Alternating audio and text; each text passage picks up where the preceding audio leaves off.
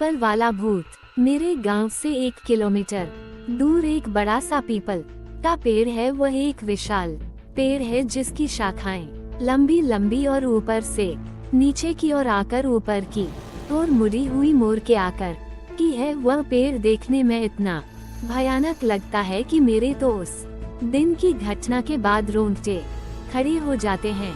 उस पेड़ की शाखाएं कम से कम आधे बीघे में फैली हुई हैं। शायद तुम लोगों में से कोई मानता हो या न मानता हो, लेकिन मैं जरूर मानता हूँ कि भूत चुड़ैल आत्माएं होती है हर गली हर चौराहे पर। ऐसी बुरी आत्माएं होती हैं वो तक नहीं हमें दिखती जब तक वो हमें दिखना नहीं चाहती हैं।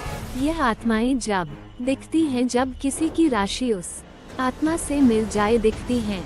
मैं तुम्हें एक ऐसी हकीकत की कहानी बताने जा रहा हूँ जिसको मैं याद करते ही मेरे रोए खड़े हो जाते हैं। अब मैं आपको उस घटना के बारे में बताता हूँ कि मैं और मेरे दोस्त उस पीपल के पेड़ पर खेलने जाया करते थे। उस पेड़ की शाखाओं पर हम झूले की तरह झूला करते थे। उस पेड़ की छाया इतनी घनी थी कि सारे पंछी उसी पे बैठा करते थे और हम लोग गर्मियों में उस पर जाके झूलते थे। बड़ा मजा आता था। वैसे उस पेड़ के बारे में लोग कहा करते थे कि उस पेड़ पर भूत रहते हैं, पर हम बच्चे कहाँ किसी की मानते थे। बस रोज खेलने को चल दिया करते थे।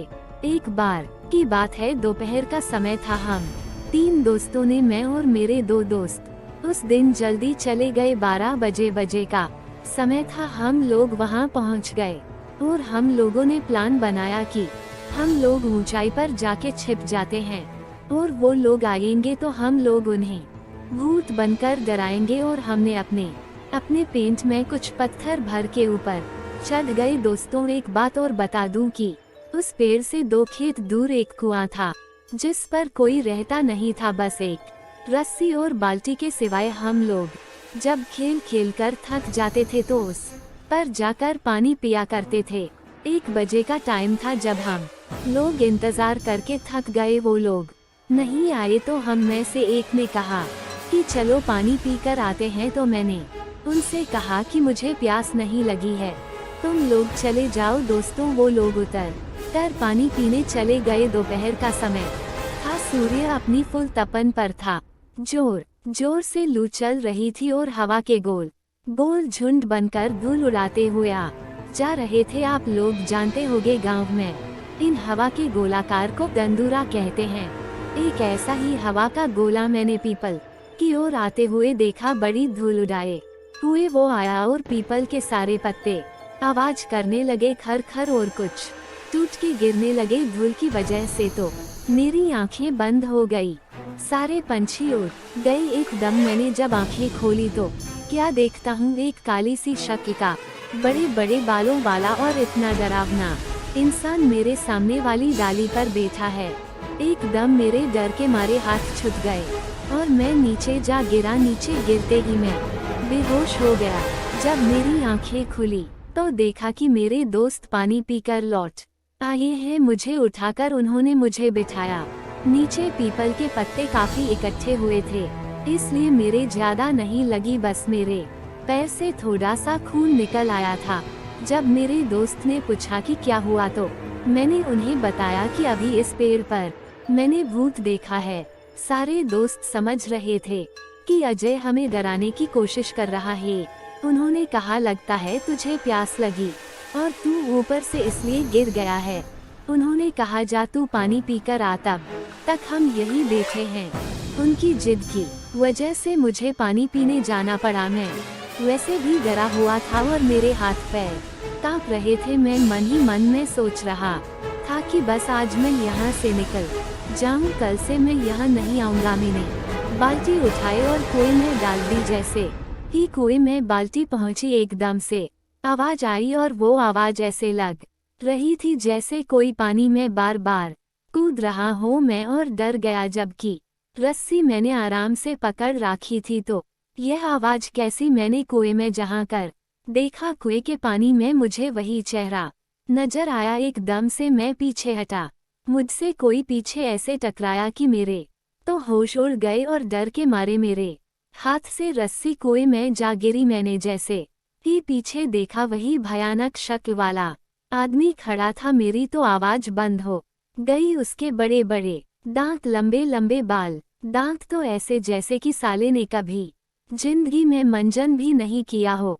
उसकी खाल जली हुई सी जैसे कि कोई जला हुआ इंसान। इतना डरावना लग रहा था कि मैं तो बस मेरी आंखें खुली थी, बस शरीर में कोई जान नहीं थी। बस मैं बेहोश होके गिर पड़ा। मेरे दोस्त सोच रहे थे कि यह अब तक क्यों नहीं आया। 5 मिनट बाद जब मेरी आंखें खुली तो मैंने देखा कि मैं पीपल के पेड़ के नीचे पड़ा हूँ। तो मैं और डर गया कि मैं यहाँ कैसे आ गया। दोस्त मुझे उठाकर लाए थे। जैसे ही मैं खड़ा हुआ देखा तो मेरे दोस्त खड़े हुए थे और कह रहे थे, लगता है तेरी तबीयत ठीक नहीं है, तुझे पहले बताना चाहिए था। हम पानी ले आते, कहीं तू कोई में गिर जाता तो हमारे घर वाले तो हमें भी जान से मार देते। मैंने उन्हें बताया कि मेरी तबीयत खराब नहीं है, मैंने सचमुच भूत को देखा है। उन लोगों को विश्वास नहीं हो रहा था कि अजय, जो कि कभी भी भूत के बारे में बोलते थे, तो वो कहता था कि भूत नहीं होते, मगर इसे आज हो क्या गया है जो हर बात पे भूत भूत लगाए हुआ है। भाइयों, अब तक 2 बज चुके थे। हमारे दोस्तों का आने का समय हो गया था। मेरे दोस्त ने कहा, चलो अब ऊपर चढ़ जाते हैं और उन लोगों को डराते हैं।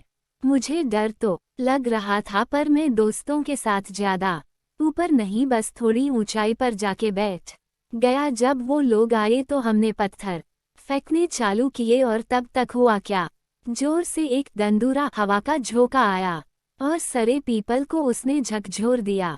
हम लोगों को लगा जैसे कि कोई उसे झकझोर के उखाड़ने की कोशिश कर रहा हो। मेरे दोस्तों ने समझा कि भूत है इस पेड़ पर और वो सारे लोग डर कर भाग गए और हम बड़े ही खुश हुए कि आज तो इन्हें हमने डरा ही दिया। पर हमें क्या पता था कि वो कक्का भूत भी ये सब देख रहा है। और उसने जोर से पेड़ को हिलाया। जैसे ही मैंने मेरे दोस्तों ने ये सब देखा, जल्दी जल्दी उतरने लगे।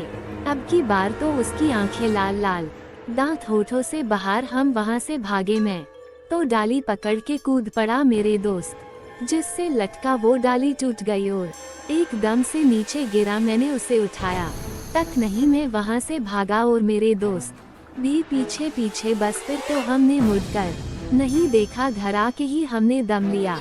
हमने देखा कि हमारा दोस्त नीरज नहीं दिख रहा है, तो हमने उसे उधर से लेट आते हुए देखा। वो आराम आराम से आ रहा था। उसकी आंखें लाल, हाव भाव बदले हुए नजर आ रहे थे। हमने उनसे पूछा कि नीरज क्या हुआ, तो उसने कुछ नहीं कहा, बस हमारी तरफ ऐसी ही नजरों से वह देखकर चला गया और जाकर सीधे अपनी चबूतरे पर जाकर बैठ गया। उसके हाव भाव बदले, आवाज भारी सी हो गई है।